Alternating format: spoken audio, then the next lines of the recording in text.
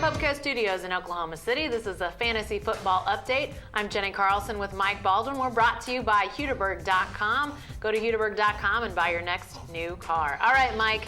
Bye weeks are in full swing. Who's on the bye-bye list this week? Well, the problem is we've always had 2 teams here in recent weeks. This week we got 6. Another week we have 6. As a result, be very careful not to, if you have to pick up a free agent during the week for a kicker, a tight end, or even a quarterback, make sure you grab them and you don't have a bye, especially at a key position like running back or quarterback. It will just kill you. Guys like Luck and Rivers, quarterbacks, bye this week. Forte, Rice, Trent Richardson, buys this week.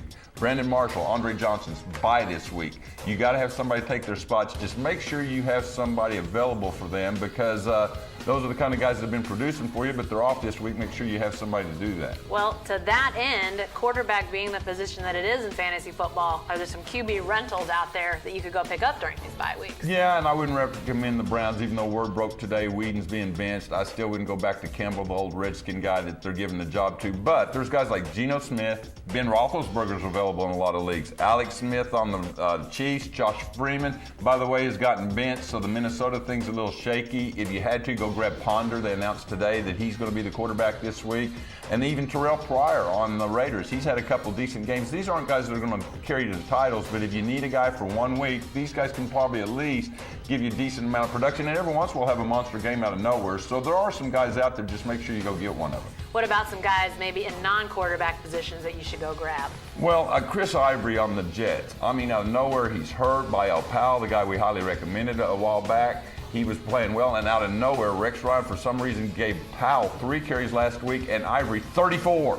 And you're like, okay, whatever. And he has been dropped by some people in leagues because he was hurt and losing carries to Powell. Now go get him. I mean, if he gave him 34 carries 1 week, for some reason he likes him. He's the ex-Houston Texan, got caught in the Arian Foster, Ben Tate logjam. Everybody thought he might have a big year with the Jets. It hadn't come, and that last week was signing maybe coming. That's a season's worth of big games right there.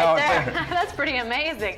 What about guys that maybe people are excited about, but they need to let them simmer just a little bit? Well, these are sort of guys like Kaepernick that we said right now are not producing. It doesn't matter how high you grabbed them, but they're showing signs that their offenses are starting to maybe go to them a little more. 2 receivers, Dwayne Bowe on the Chiefs, and then Greg Jennings on the Vikings, especially if they get their quarterback.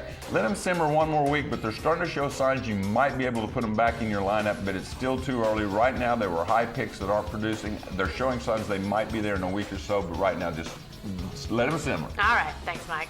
Sure to stay with the best coverage team anywhere at newsok.com and every day in the Oklahoma.